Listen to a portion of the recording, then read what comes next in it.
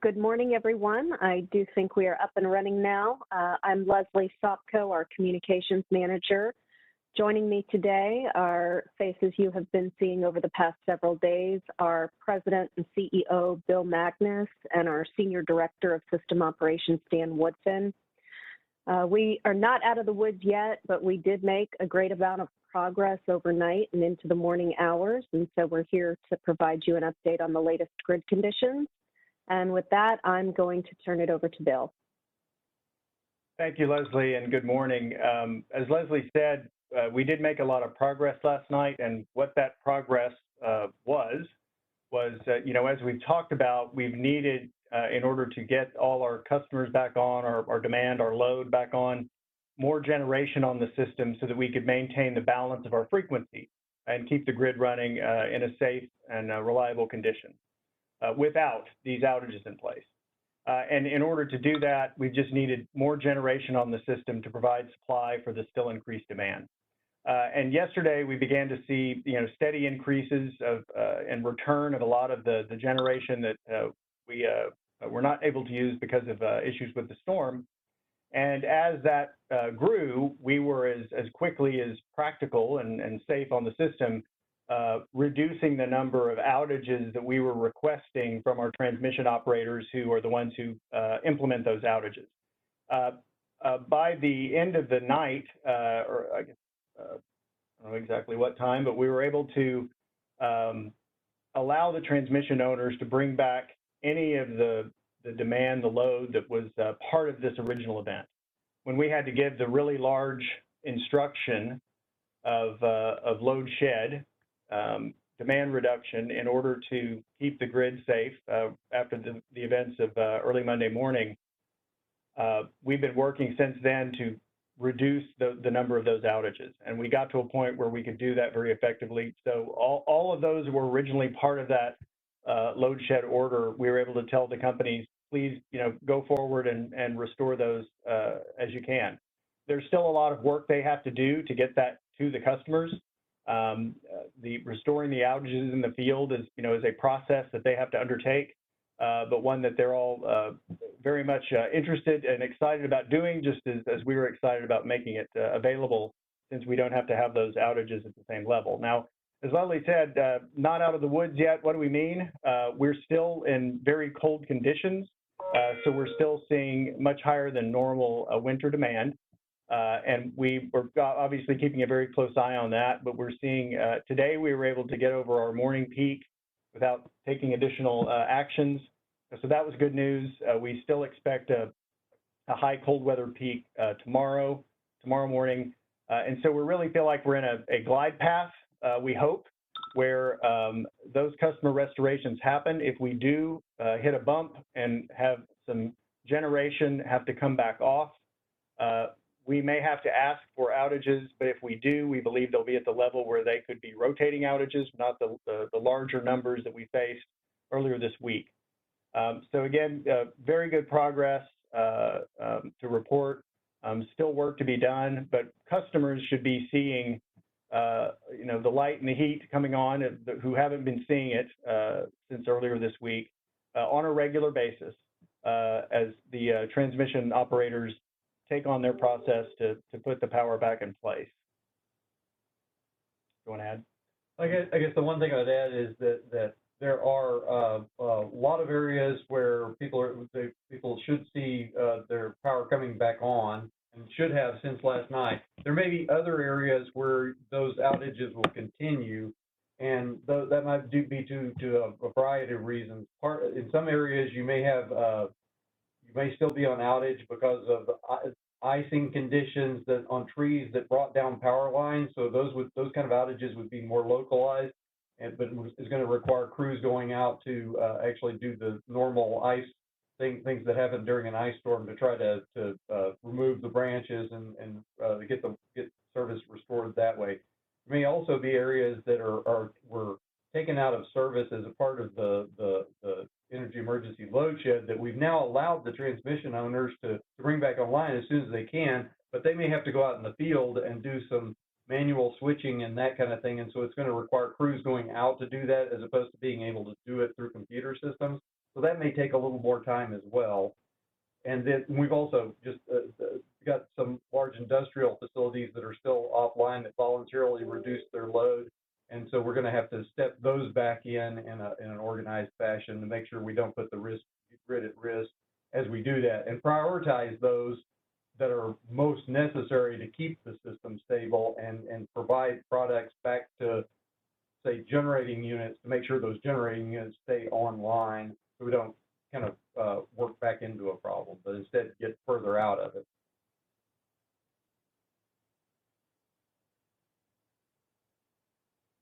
Okay, well, I already see the list of questions coming in. As a reminder, if you do have a question, please go ahead and submit them through the chat. And also, if you have my cell phone number, you're welcome to text me your questions. So the first question from the Wall Street Journal: are there any penalties at all for generators who were unable to produce power? Does this depend on whether they bid into the market and agreed to deliver at a certain time?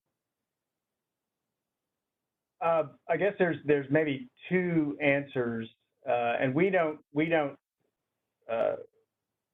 not an enforcement entity, so that's not part of what we do, is enforce those kinds of rules. But there are rules from the North American Electric Reliability Corporation, the NERC, that apply to generation owners. So if there's anything there, that's for the NERC to take a look at in compliance. But the other, when you talk about penalties, these are not penalties, but the way the ERCOP market works, the failure to supply when you have committed can have very serious financial consequences when our scarcity pricing mechanism is in effect. So there's a very strong financial incentive, and to the extent that generators are not able to deliver on their commitments, they'll face financial consequences in the marketplace, and as well as any potential regulatory. Okay, next question is from the Fort Worth Star-Telegram. Can you talk about measures ERCOT takes to prioritize critical facilities like water treatment plants and pump stations? Did ERCOT know Fort Worth's treatment plants would be caught up in the rotating outages? Could that have been avoided? And what will be done to make sure that doesn't happen again? Well, we don't have a role in determining where the rotating outages are implemented. We tell the transmission owners, like in Fort Worth would be Encore, we need a certain amount of demand reduced. We need load shed. And say that's 100 megawatts. Then Encore has a plan that's developed, which includes critical care designations where they want to try to avoid outages. So I don't know the circumstances of that situation at all, but that would be where to look, whether there's something occurred in the implementation of the load shedding program that had that impact. But I'm not aware of that particular circumstance. Okay, next up, NBC5 in Dallas. Bill, 5 days before the storm, you had a board meeting where you said you were ready for the cold weather and that the plant operators had been notified to get prepared. You seemed unconcerned. How was ERCOT's assessment of what was coming so far off? Well, I didn't mean to convey unconcerned. I think it was the first thing I mentioned when I started briefing the board. We were in the first stage of providing notice to the various market participants that we were going to see, we thought we were going to see significant issues. And as the week progressed and the forecast sharpened on the weather, it looked increasingly like we were going to see something very, very significant, as we did. But we provided notices out to the market saying, be prepared, do what you need to do on February 8th and the 10th and the 11th. We have worked with the governor's office and the State Operations Center to get the message out on Saturday in a press conference. So we sent out a conservation message on Sunday to tell people to start conserving Sunday night into Monday morning. So I think there were certainly a lot of communications from us. And if what I said indicated we weren't concerned, I really was just trying to notify the board that this is something we got to keep an eye on because it's coming at us. But we did all the technical notifications to the actual folks in the field doing the work, I think several times, and with increasing urgency as we saw what was coming at us. Okay, next question is from the Montgomery County Gazette. Will customers be seeing an increase in their energy bills? You know, we're not in the business, the retail energy business. We really can't speak to customer bills. We work in the wholesale market. We work with the transmission system, but really wouldn't want to speculate on what individual customers will see. Okay, the next question. In 2011, ERCOT released a list of those power plants that went offline. When will ERCOT be releasing a similar list? Yeah, so I'm sure, I mean, our primary focus at this point is to make sure that now that we've kind of started to get most of the load back on, we're still focused on making sure the grid remains stable, that we can step back in these remaining outages. And that's really the focus at this point. We have in our computer systems a list of all those generators, when they went offline, when they came back online, if they tripped again, all of that kind of information is there. And so in the coming weeks and perhaps months, we're going to be gathering all that data up and turning it into a fairly, what I expect to be a fairly massive report, and providing that information out to the public. And so we will be doing that once we kind of get through the immediate problem, which is making sure that we get everybody back up in the system kind of working as normal again. I'd just add, I think we have a special board meeting next week. There are legislative hearings next week looking into the event this week.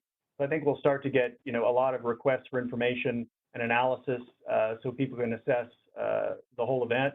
And as Dan's describing, I mean, that's part of that. And I'm sure we'll have a lot of other issues that people want to address and data they need from us. So we'll be gathering that up as we get those requests. Okay, next questions are from Steve in Dallas. You said yesterday you can't require weatherization. Who has that authority, and what is your opinion as to whether or not weatherization should be mandatory? Well, I think I mentioned this on previous calls, that the North American Electric Reliability Corporation is the standard setting body for reliability with respect to the electric power system. And they regulate transmission owners, they regulate generators and other entities that operate in the power system, and under the auspices of the Federal Energy Regulatory Commission. And that standard setting group is working on a winterization standard, and that's an ongoing process. It's not completed yet, but that would be a kind of the most likely route for some kind of regulations like that. And they're a pretty substantial, their regulatory capability through FERC is pretty substantial nationally. They can issue pretty severe fines of $1 million per day per occurrence for things. And so I think that's the most likely way that some kind of regulation like that might occur. Okay, the next question is from Rudy Koski at Fox 7 in Austin. Central Texas seems to have a larger percentage of outages compared to the Dallas and Houston areas. Why is that? I think, you know, like we mentioned, there may be kind of three categories of customers that are still out of service. The ones that are out, and one that I mentioned was the ones that are out because of ice storm damage on distribution system, particularly the wires going out to neighborhoods and everything.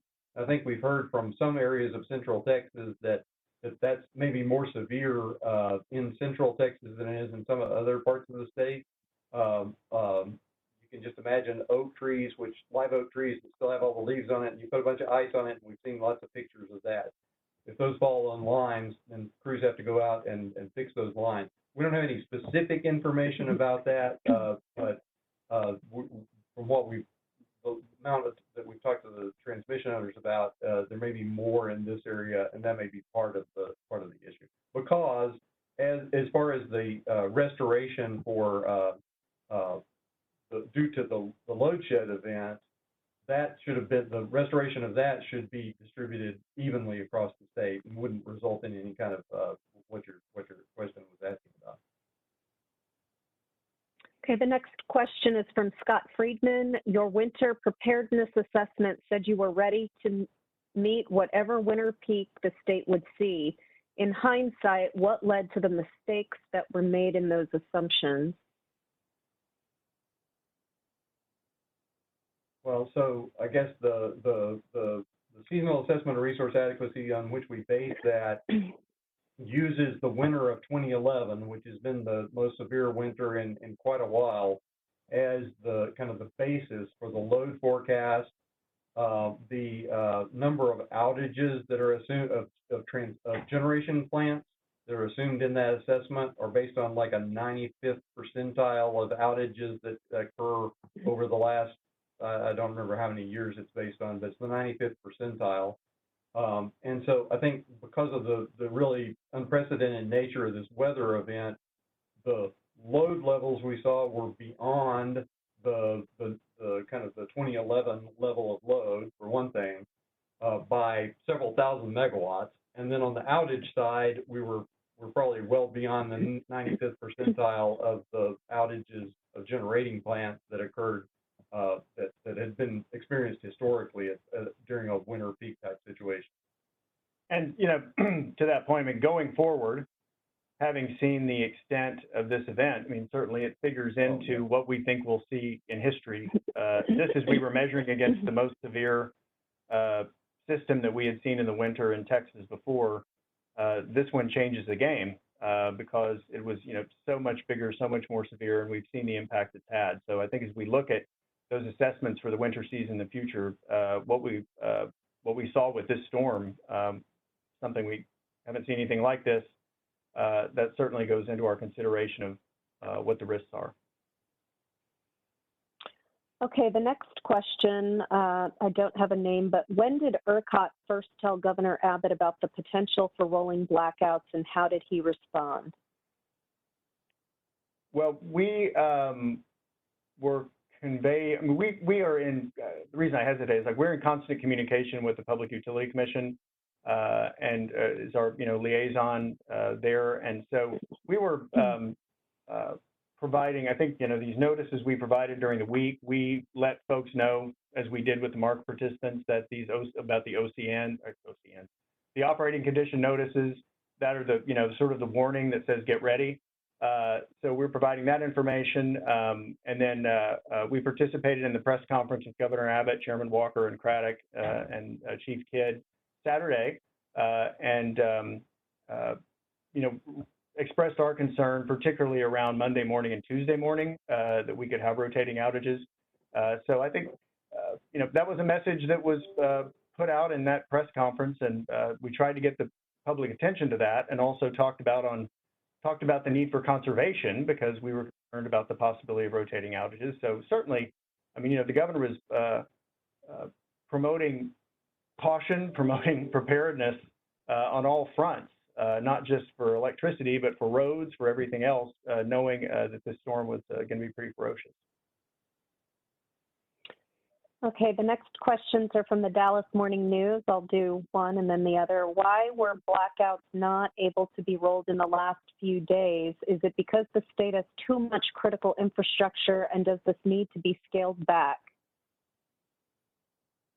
I guess I wouldn't comment on the critical infrastructure because, again, those are determined by our transmission owners who have the local plans that they do. But the central problem, I think, about the rotating, not being able to do rotating outages effectively was the amount of demand that we had to reduce was really unprecedented just because of the challenges we faced with the weather and with the generation.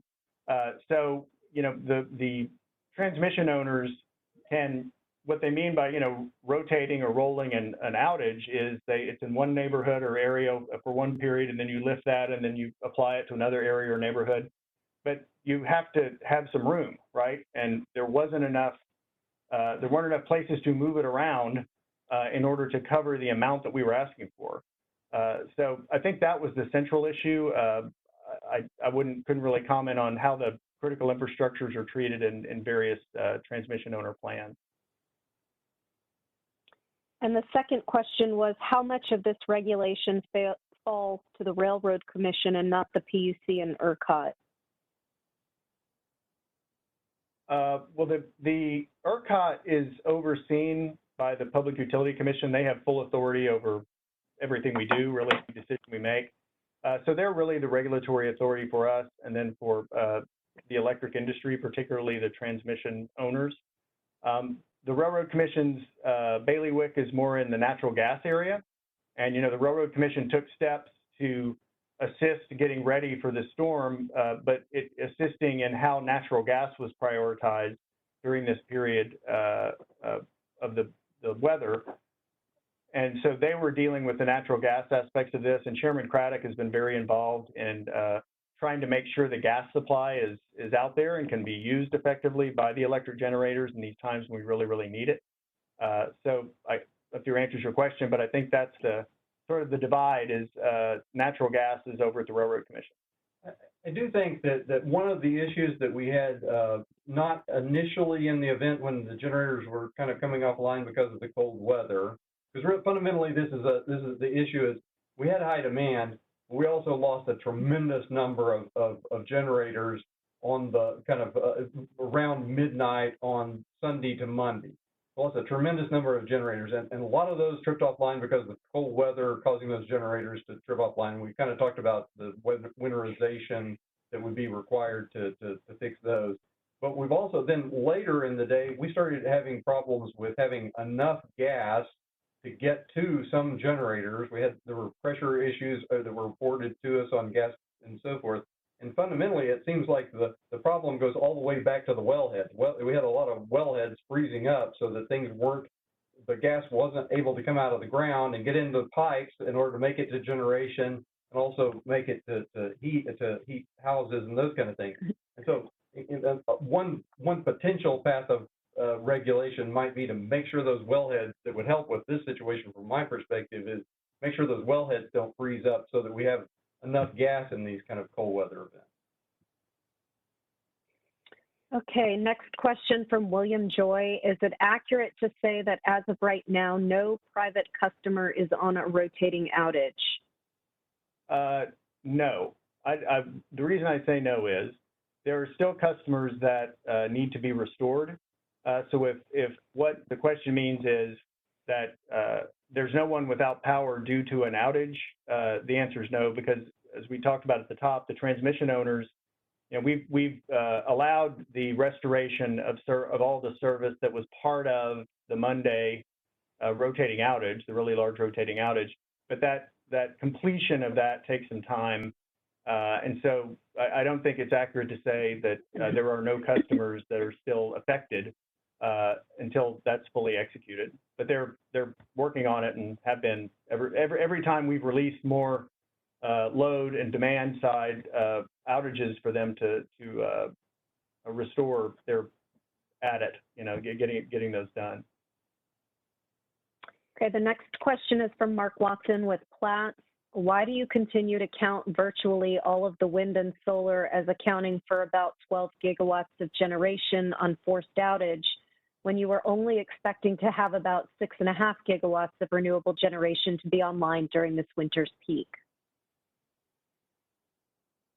I guess it's an accounting perspective that as we started into this, we were reporting installed capacity and we've continued to do so. We did have some discussion early on in some of these calls that the amount of wind that was being produced at various points in time was actually, even though we had half of the installed capacity of the wind turbines that were out of service, the half that were in service were actually during the kind of worst part of the event, we're actually producing more output than what we counted upon in our seasonal assessment from the whole fleet during winter peak type conditions.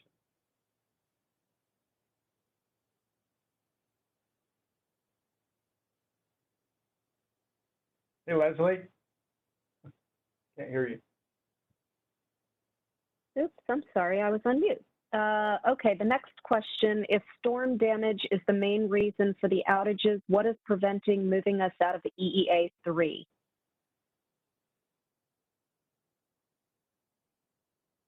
Well, we're looking to make sure that we're fully stabilized, and there are still customers who are not yet restored. As we were saying, that progress in getting them restored isn't complete. And we feel like as long as there are still those customers that are part of a rotating outage, we want to make sure that we maintain, the emergency conditions. The other part is we really feel like, given the large nature of the effort to get a load restored, we want to be sure that we're not moving too quickly, moving too fast out of emergency conditions, which give us some authority opportunities to act. So we still have that status in effect, and we want to be sure that we're clear of the weather today, the weather tomorrow, morning peak, before we move out of it too quickly. So it's a conservative decision, but one I think, given the still fluid nature of the weather and making sure we've got the generation we need and we keep it on, we feel like it's prudent to remain in that status. Yeah, Bill, coming off those comments, I'm going to give you this question from Ken's 5 in San Antonio. Snow is falling again in many areas of Texas. How much should people be preparing for more potential outages? And so I guess there's two things. There is the possibility that as we've gotten all the customers or not all the customers, but a lot of the customers turned back on overnight last night, that as their consumptions, people go back into their houses, businesses turn back on now that they've got power back and those kind of things, we may see a lot of demand. And there's also the potential for generators to become unavailable. Right now, that's the generation availability is going up. And so if the demand outstrips the supply again, like for the evening peak today or tomorrow morning, we could have to go back into rotating outages because of this power balance problem. But as Bill said, or kind of the opening statement, we would expect that those any outages like that would be limited, and we would be able to rotate them as opposed to these more extended outages if they're required, and we're certainly going to try to avoid that. The other thing that could happen with additional ice and snow and those kind of things is that could lead to more outages from the perspective of just I'll call it a normal ice storm, trees falling on power lines and those kind of things. So there could be additional outages like that from this, but hopefully not. Well, and the continued weather conditions, like we said at the top, is why we feel like we're reporting a lot of success for customers in Texas, but we're not ready to say we're finished with this event because the weather drove the event. The weather could still drive events on the grid, as Dan explained. Okay, I'm going to circle back to weatherization plans because I keep receiving several questions. I think there's confusion about what is required versus what is voluntary regarding weatherization plans. Dan previously said these were voluntary, but we've also been told that generators are required to submit them. So are there any requirements for what must be in these plans? I think the idea is that there are mandatory reporting requirements to have a plan and report that plan to the PUC.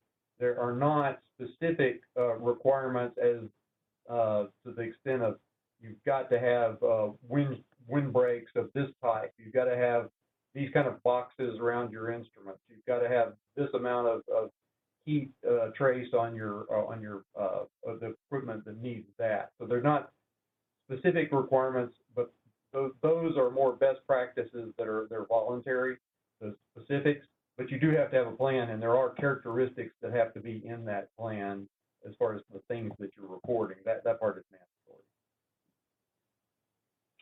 Do you know how many states require weatherization? That was a follow-up question.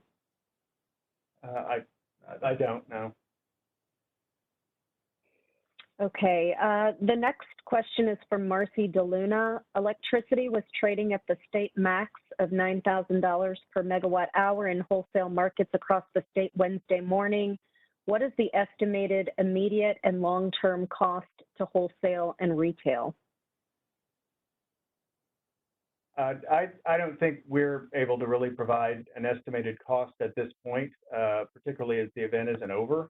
That's something I know will be analyzed in great detail and looked at by policymakers as well as the folks in the market. So I don't really feel like I have an estimate to provide you. Certainly on the retail level, there are so many different plans and arrangements, particularly in the competitive retail areas, that we really can't speak with any accuracy, certainty about dollars around that. Okay, next question from Texas Public Radio. The feds warned that the Texas grid was vulnerable to a failure exactly like the one that happened. Why was the grid not prepared? I'm not sure what federal report is being referenced specifically to that. And as we've been explaining as we go through the event this week, the fundamental thing we have to do to protect reliability is to ensure that there's not a catastrophic blackout. Ensure that we don't get in a situation where we're starting the grid from scratch and power could be out for indeterminate amounts of time, as those physical components of the grid have to be restarted and fixed.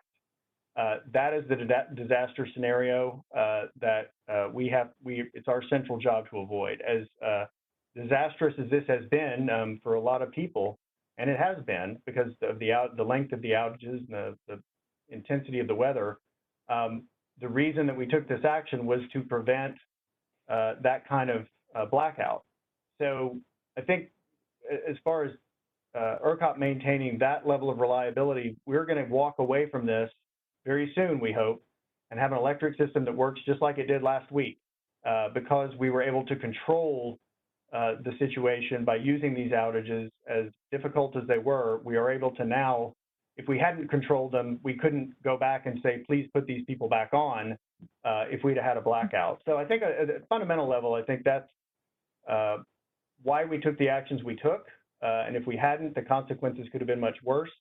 And as far as the other preparations, I think as we've been discussing, the notices we provide, the information we give to our market participants as we see events like this, all the things we do in our control room to get ready for weather events like this, I think demonstrate a preparedness to deal with these issues. And that's what we have been up to throughout this event, is executing on those procedures. And as hard as it is to have these outages out, work as hard as we can to eliminate them as quickly as we can. And one of the issues that I've been reading some of the media reports on this, and one of the issues that I think is regardless of what could have been done in the past to make sure we had more gas supply and that the units were weatherized and those kind of things, once you got to the point that all these units are gone, that's the amount of load we can serve. And there's nothing ERCOT can do at that point except make sure that, there's nothing can be done from a laws of physics perspective, but you can't serve more demand than that.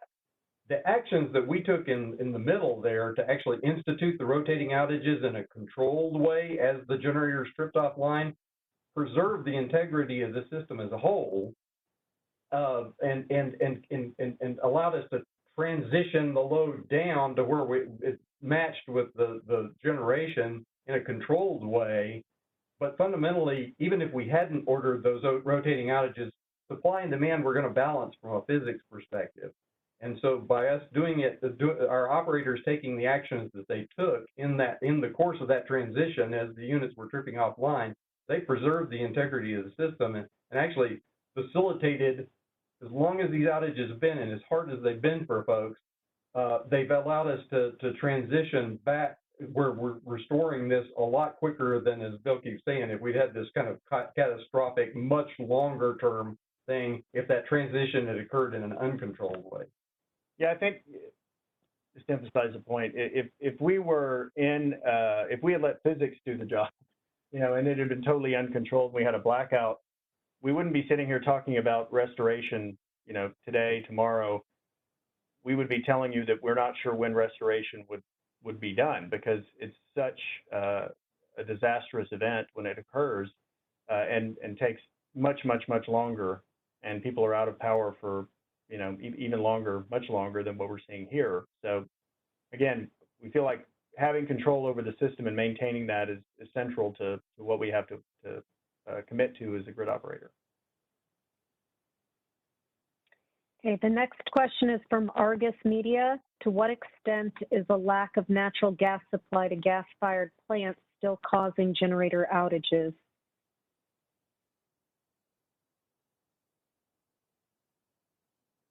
I don't think I've looked at that this morning, and I apologize for that, to see kind of how much is associated with that. We've been more working toward how do we preserve the ability for the plants that are online to continue generating?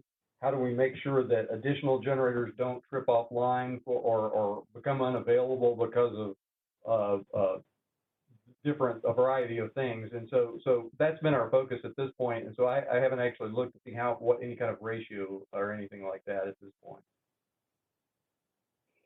Okay, the next question is from Robert at KPRC. Are you getting any more specific details as to what brought down various generators? It's almost the same answer as the other question. We got some limited information in as generators tripped offline. We've heard some more things about we could be back online if this happened or that happened. We've been trying to facilitate that as much as we can for some of the generators or for the generators that bring that up.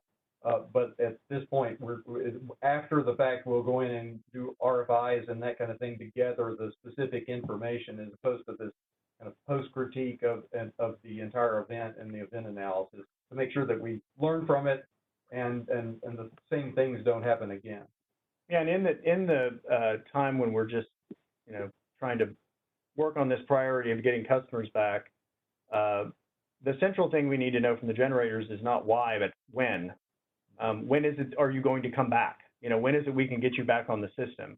And diagnosing the cause, as Dan says, something that I think comes in the post-event analysis, but in the moment, what we really need to know is when will we see you back on the grid, whatever your problem is. And so that's been the primary focus now and needed to be, because if we had gotten bogged down in a lot of analysis of why someone tripped, that doesn't matter as much to whether we can get them back on the grid and have them serving customers.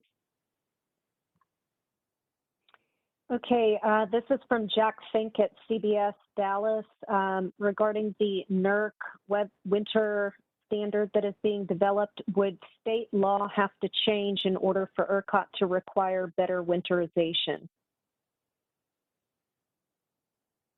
The NERC standards are generators that participate in or that are connected to any power system they have to register as generation operators with NERC or with the regional entity that's a part of NERC.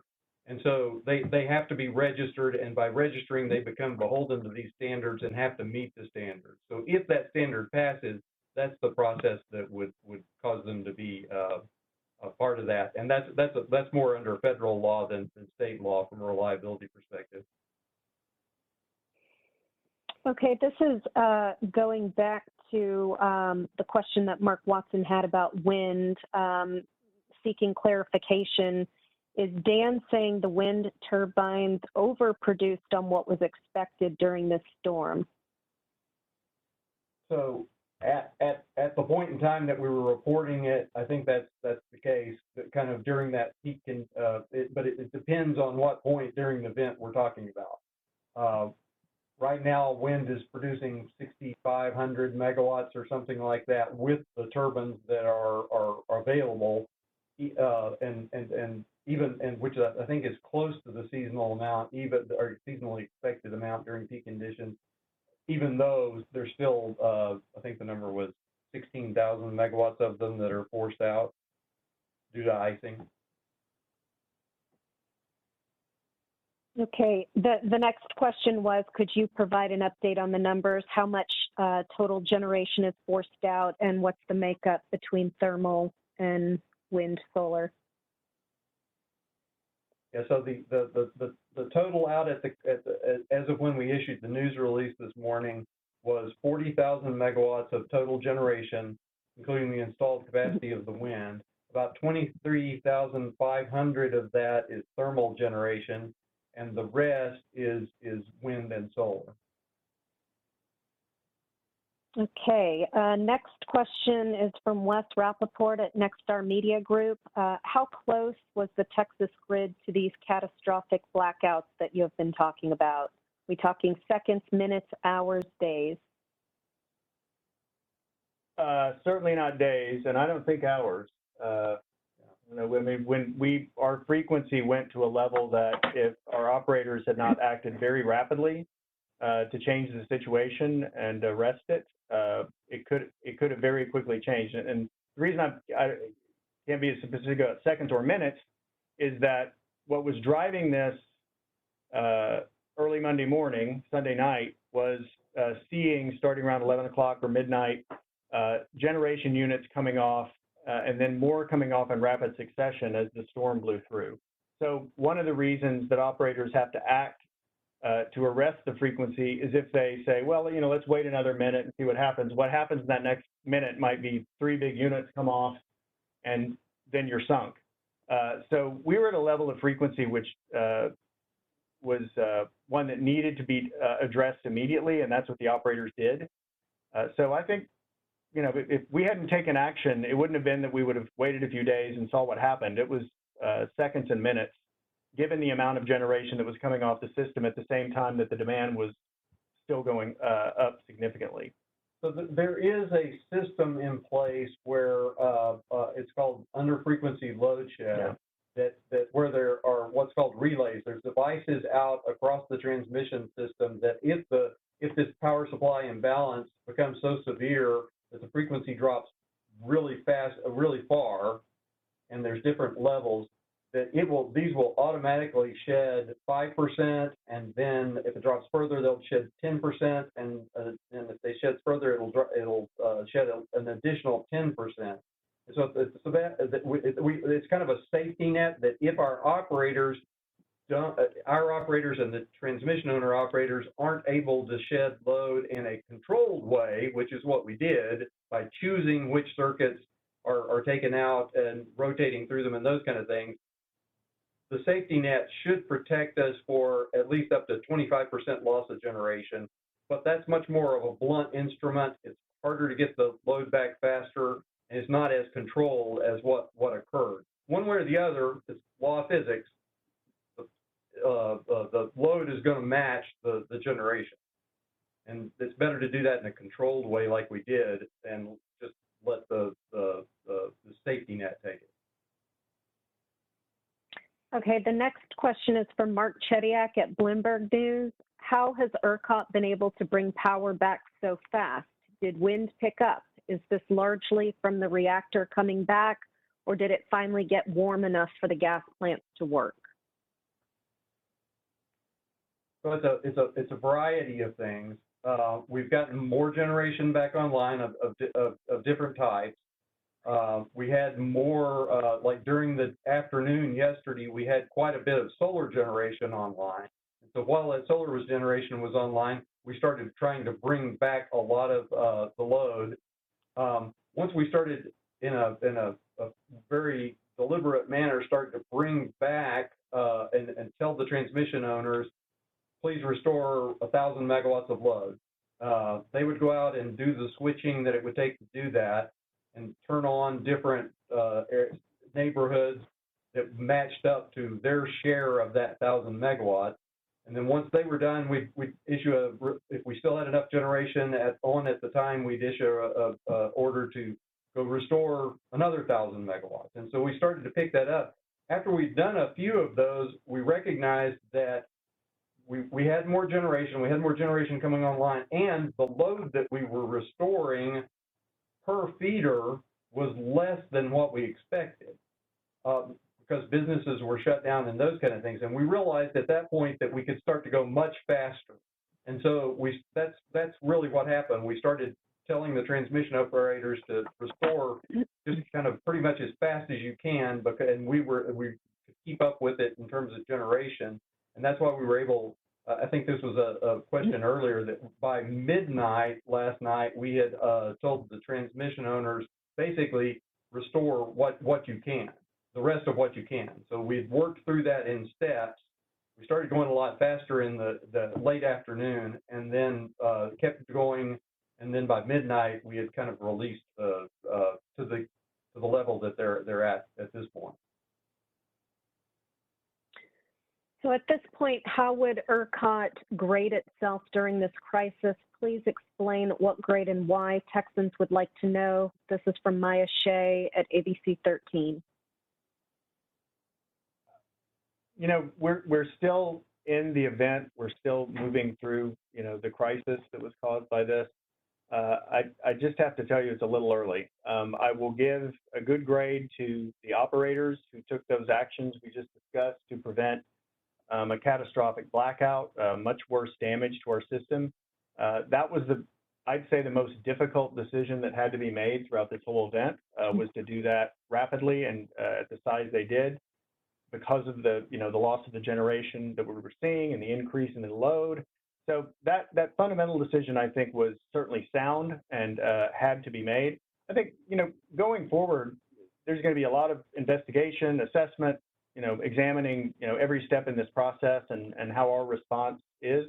I really think other people ought to grade us, you know, and we'll provide the information that's needed to make those assessments and want to learn from it. I mean, in the business we're in, we need to constantly be learning from events that we've had, how to better utilize technology, how to better utilize other tools to make the job of the operators even better, so they can have more options and take advantage of them. So I just say, let us get through the event, get customers back on, and then we can take a look at the details of our performance.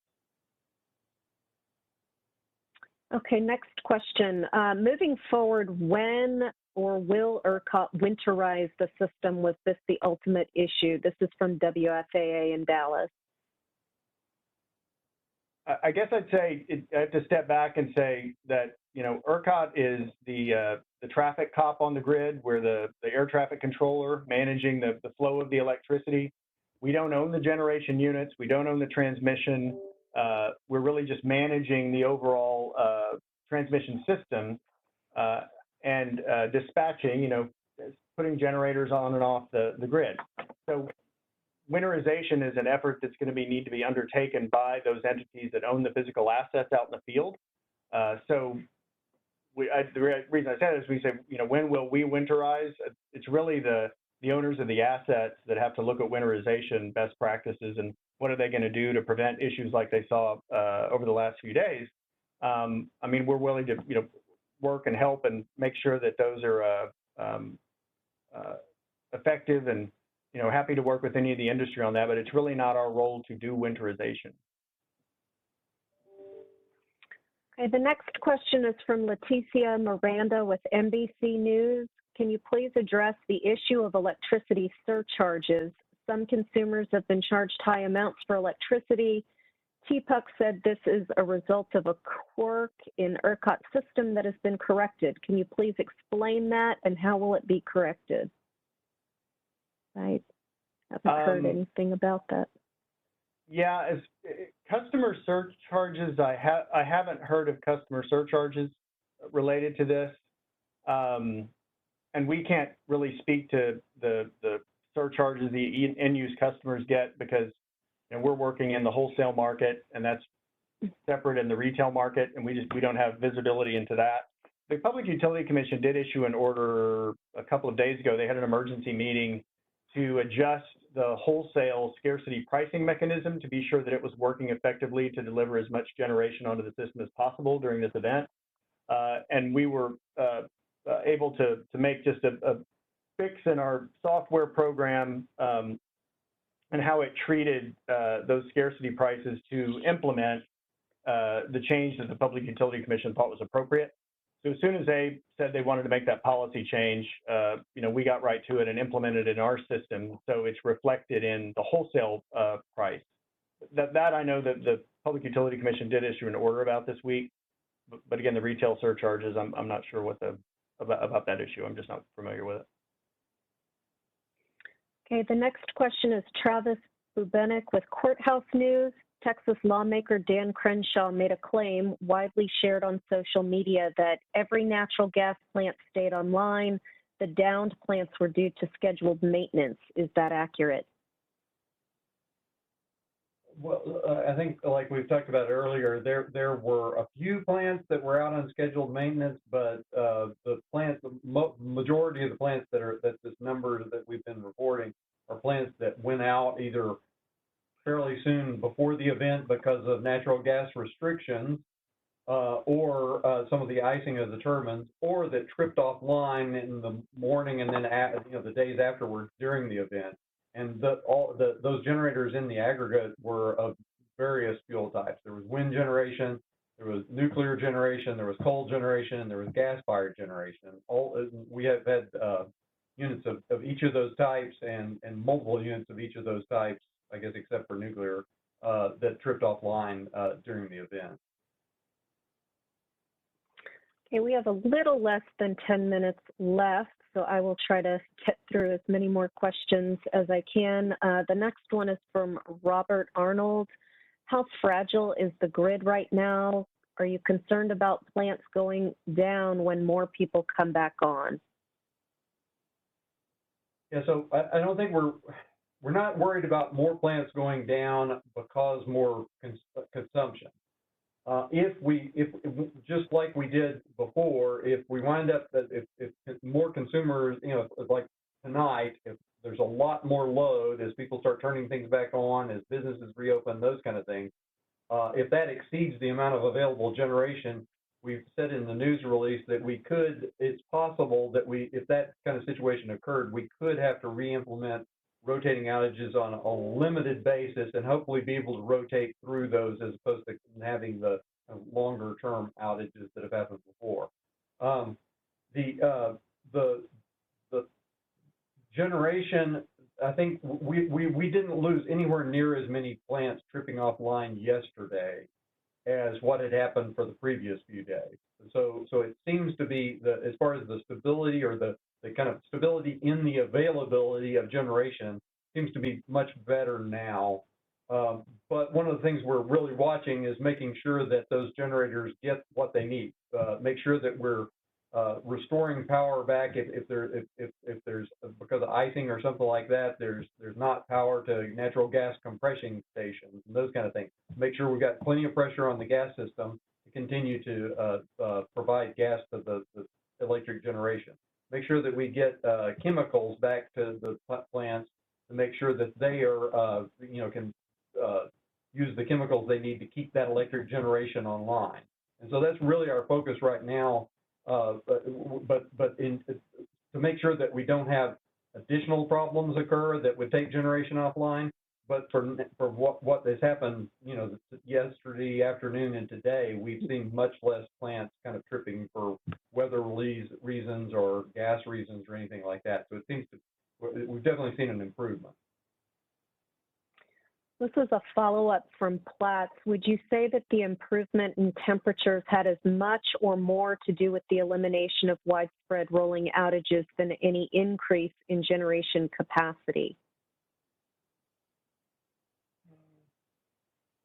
It probably had a bigger impact than the availability of generation in terms of megawatts, because like I said, but I'm not sure it was weather or it was the fact that as I mentioned earlier, as we started restoring load, there was less megawatts on each feeder than had occurred when those feeders were originally turned off.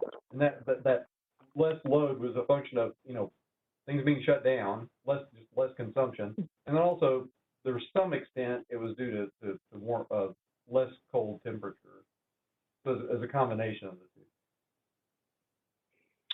two. Okay, this is a follow-up from NBC News. Why did the Board of Directors list disappear from the ERCOT website? Looks like the link to it is gone. And does ERCOT have a response to the governor saying on a local ABC station that leadership should resign? on the website issue, the publicly available information for those board of directors members was being used to send sometimes harassing communications, and threats were being made to the board members. So we were very concerned about both employee and board member safety, basically, because of the things we've been receiving over the past few days. So the thought was, let's pull that contact information down. But I think on reflection, after we did that, I mean, this was something going on, sort of in the background, because it's certainly not related to getting power back on the grid. But on reflection, we figured that information ought to be up there. And I think we've, Leslie, do you know if we've replaced it back or not? I know that the information will be back up before next week, so I'll check that. Yeah. So it was a security safety idea, but I think as people observed, it was public information that has been on the website in the past. So we think it makes sense to go ahead and get that back up there. Okay, I think we've got time for. I'm sorry, I didn't just leave out your second part. I think that the idea of changing the governance, changing the board of directors, the oversight of ERCOT, actually sort of the creation and purpose and what we're supposed to be doing, all of that is reflected in Texas statutes and Texas law. And as the energy markets have evolved, as the expectations of ERCOT have evolved and changed, that's addressed by the legislature and then by the Public Utility Commission. I think if there's dissatisfaction with how ERCOT's board governance process works, it sounds like that will be part of the review that comes after we get the #1 priority of getting people's lights back on after that's done. And we welcome that discussion, but it's a discussion that, however the legislature resolves it, that's what we'll do. That's how we operate, because the composition of our board is defined in statute, and if the legislature thinks that needs to change, then that's certainly something we'll follow.